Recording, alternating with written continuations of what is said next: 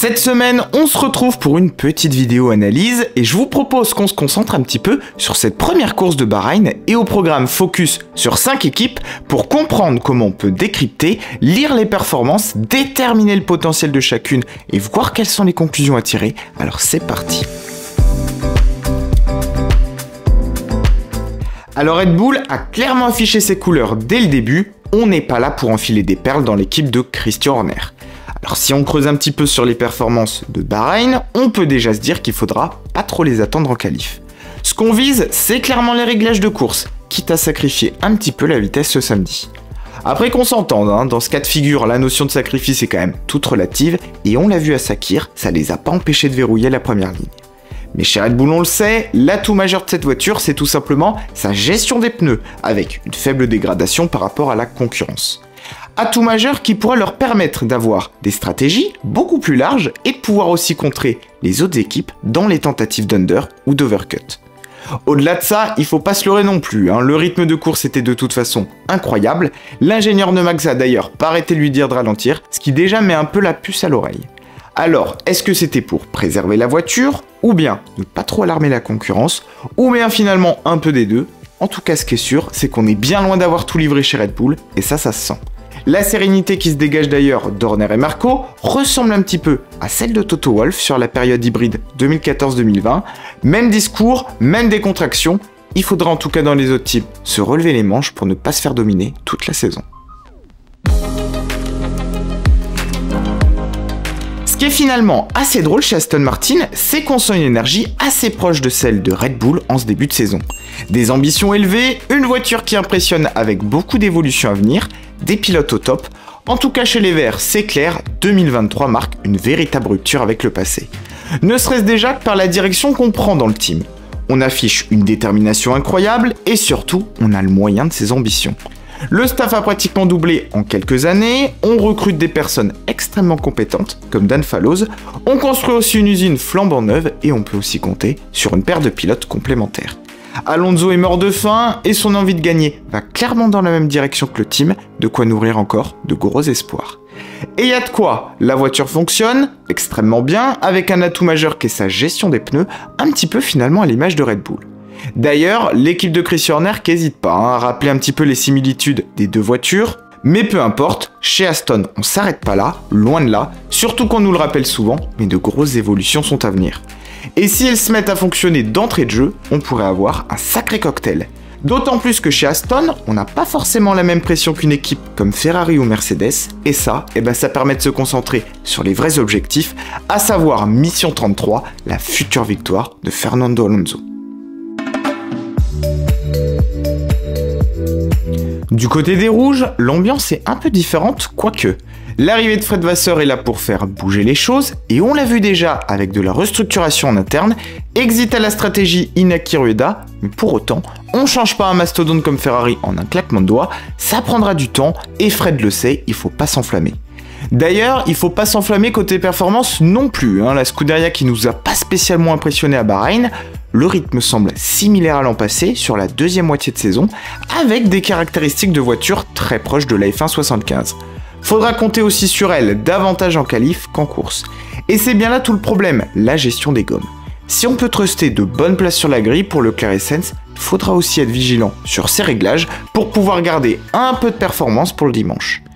Autre point important, la fiabilité, qui coûte cher aux rouges. Leclerc a déjà changé sa batterie, rappelons que seulement 2 peuvent être utilisées avant pénalité, ce qui laisse penser à une future sanction dans la saison.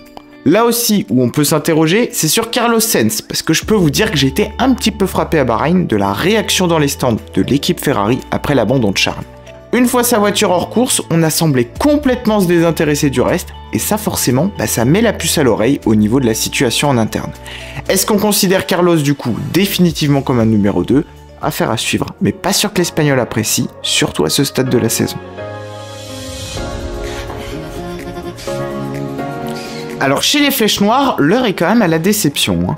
Côté performance, on est assez proche de 2022 sur cette première course, mais l'impression n'est pas tout à fait la même du fait de la progression d'Aston. D'ailleurs ça, c'est un petit peu l'opinion qui est partagée par les pilotes, et notamment Lewis Hamilton. Chez Mercedes, on n'est pas non plus les derniers pour faire son autocritique. Et d'ailleurs, Toto Wolff a qualifié Bahreïn comme l'une des pires journées de course de Mercedes. Alors ça paraît quand même être assez fort, hein, surtout pour ceux qui se rappellent de la période 2010-2013, mais forcément, quand entre-temps on a gagné 8 titres, on a soif de victoire. Et justement, pour la retrouver, cette victoire, se pose la question du concept même de la voiture en interne. Un prototype de W14B a d'ailleurs été testé, qui semble donner satisfaction au niveau de la traînée et du marsouinage, mais justement, à quoi il ressemble ce prototype ? Toto Wolff l'a bien compris, le Zero Side Pods ne fonctionne pas comme prévu, et pire, on semble même arriver en butée de développement. Pour autant, chez Mercedes, on n'a pas non plus envie de copier Red Bull et on veut trouver ses propres solutions. Alors, changement prévu dès cette année ou bien l'année prochaine, en tout cas ce qui est sûr c'est que le team ne baisse pas les bras et on peut compter sur eux quoi qu'il arrive, d'autant que Bahreïn ça semblait être pas une piste très favorable pour eux.